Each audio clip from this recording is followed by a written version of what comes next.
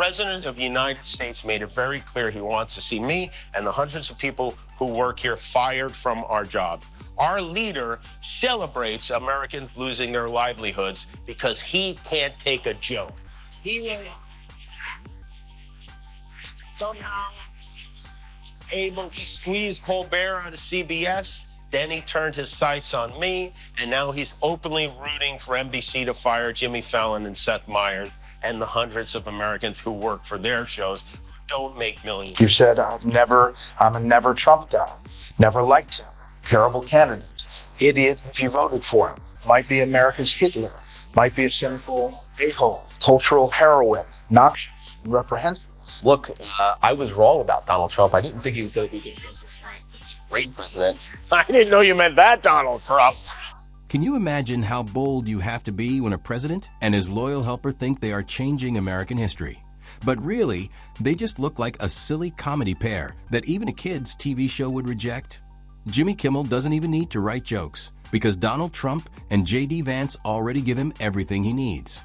Every mistake, every time they say something that doesn't match what they said before, and every time they try to act serious but end up looking foolish, all of that becomes the perfect setup for Kimmel's jokes. And when he finally makes fun of them, his timing is perfect. He smashes their act completely, leaving only broken pieces and a crowd cheering for more. Tylenol. It's been overwhelming. I've heard from a lot of people over the last 6 days. I've heard from all the people in the world over the last 6 days. Everyone I have ever met has reached out 10 or 11 times. Weird characters from my past. The guy who fired me from my first radio job in Seattle, where we are not airing tonight, by the way, sorry, Seattle. His name is Larry. In 1989, Larry tried to force me to do a bit called Jokes for Donuts, where people would call in with a joke and I would give them donuts.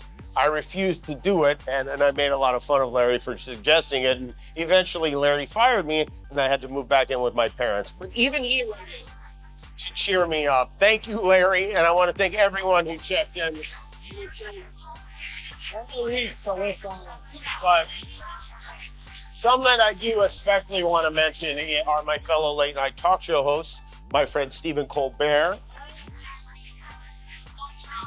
who found himself in this predicament, my friends Jon Stewart, Seth Meyers, Jimmy Fallon, John Oliver, Henry O'Brien, James Corden, Arsenio, Kathy, Wanda, Chelsea, even Jay reached out. Sometimes I wonder in what world is the vice president of the United States calling into a giant tooth podcast host to badmouth me and the people who watch this show. These judges, Judge Boudin comes to mind. Lots of judges were trying. The president can't exercise the powers of the presidency. You're an attorney. How do you adjust? Yeah, I bet all those judges are the way. I think that one we haven't appealed on. If you're enjoying this video, don't forget to subscribe and hit the bell icon. Kimmel immediately focuses on the clown show. Trump, who calls himself the king of success, walks around like he controls reality itself. Meanwhile, Vance stays close to him, acting like a too eager backup, hoping Trump messes up so he can step in. The difference between them is hilarious. Trump keeps bragging about how great he is, while Vance spends his time trying to convince people Trump is right, even when it's obviously not true. Together, they look like a goofy talent show act that lost its way. We are here. Our freedom to speak is what they admire most about this country. And that's something I'm embarrassed to say I took for granted until I pulled my friend Stephen off the air and tried to coerce the affiliates who run our show in the cities that you live in to take my show off the air. That's not legal. That's not American. That is un-American, and it is so dangerous. Kimmel's jokes are brilliant because he treats both men like what they really are, performers. Trump acts like he's auditioning for a role written just for him, with big dramatic pauses and fake outrage.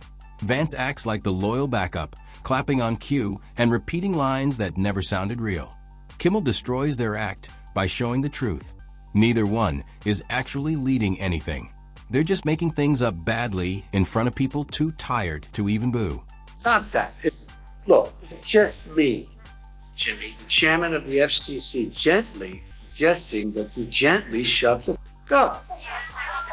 You can't say that. That's a violation of free speech. Oh, yeah. About that. Speech, it ain't free no more. What? It's not free no more? Yeah. Charging by the word now. You're charging by the word. How much are you charging? Imagine what you want to say. Like you want to say something nice about the president's beautiful thick yellow hair, or how he can do his makeup better than any broad. That's free.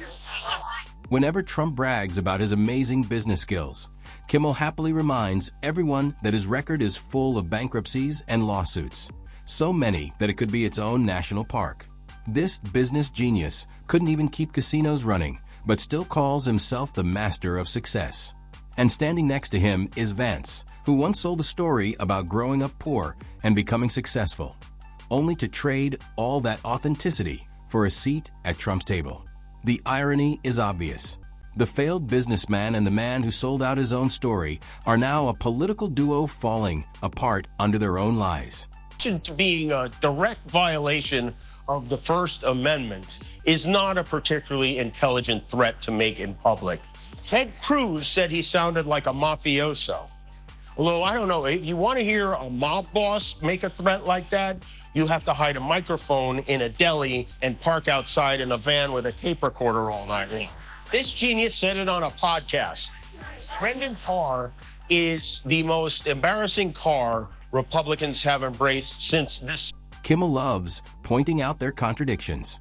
Trump talks about fighting against the elite, but he is one eating gold-covered steaks in buildings with his name rented out like a discount code. Vance once claimed he was the voice of ordinary people, but he forgot all about them when power came calling.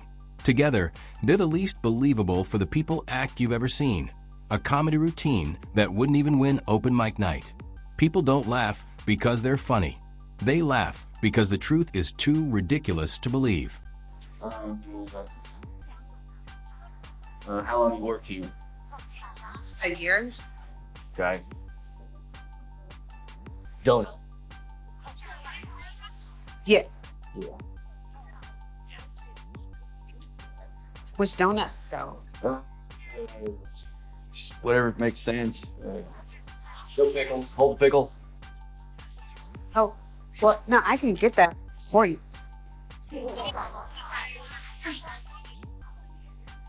What makes Kimmel's jokes hit so hard is how accurate they are. He doesn't even need to exaggerate. The facts are already crazy.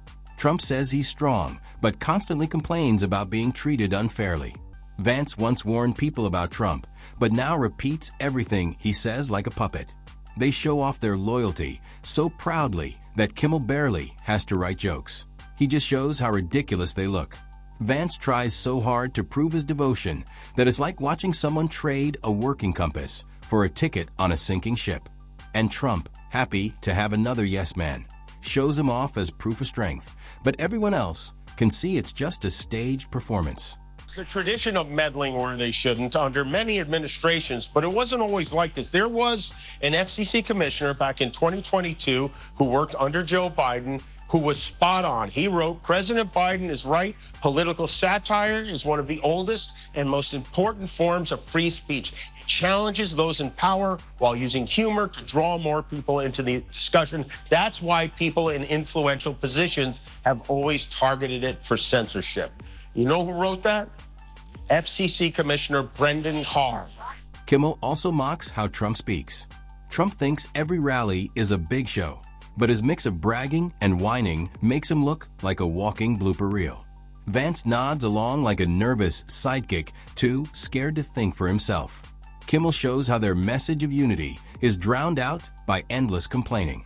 Even their policies sound like bad infomercial pitches, big, flashy, unrealistic, and doomed to fail. Vance signs off on every silly plan as if his signature will magically make them real. It's not leadership, it's a comedy show gone wrong. Hi, I'm Ohio Senator JD Vance. The mainstream media, they want you to think that I'm weird. They call me creepy, cringy, awkward, that I give people something called the ick. They want you to think that I can't order a simple donut. Trump wants people to remember him as a great leader, But Kimmel shows him as a man obsessed with repeating his own name. Vance becomes a warning story about chasing power without integrity. He's not making history. He's just clinging to Trump, who turned politics into a reality show and doesn't understand why the ratings are dropping. Kimmel's jokes aren't just for laughs. They're powerful. Every time he mocks their mistakes, he destroys the fake image they try to show. Trump, who calls himself a business genius, is exposed as someone who left behind failure and lies.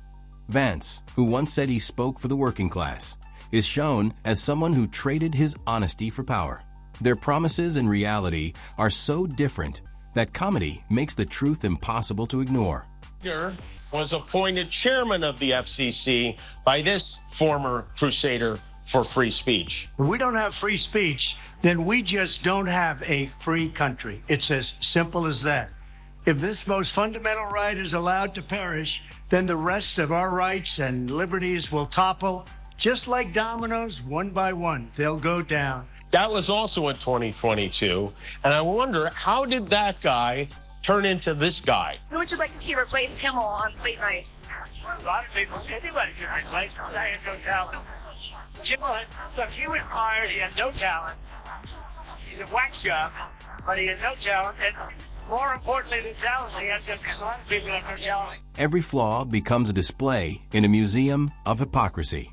Trump's need to look strong is ruined by his endless need for attention, turning every show of power into a confession of insecurity. Vance's rebellion against elites turns into obedience to the very people he once criticized. Kimmel doesn't need to exaggerate. The irony is already there. Trump's image as a successful mogul collapses under the truth. He's unstable and full of contradictions. And Vance, who once warned about cultural decay, now happily stands beside the chaos. Their stories become the jokes. I don't agree with many of those people on most subjects. Some of the things they say even make me want to throw up. It takes courage for them to speak out against this administration, and they did, and they deserve credit for it. And thanks. Telling your followers that our government cannot be allowed to control what we do and do not say on television, and that we have to stand up to it. I've been hearing a lot about what I need to say and do tonight, and the truth is, I don't think what I have to say is going to make much of a difference. If you like me, you like me. If you don't, you don't. I have no illusions about change. Vance's promise to be authentic is now replaced by desperate attempts to please Trump. He's gone from critic to cheerleader, and Kimmel loves showing just how far he's fallen. The show isn't about their words anymore. It's about how far they've drifted from who they said they were.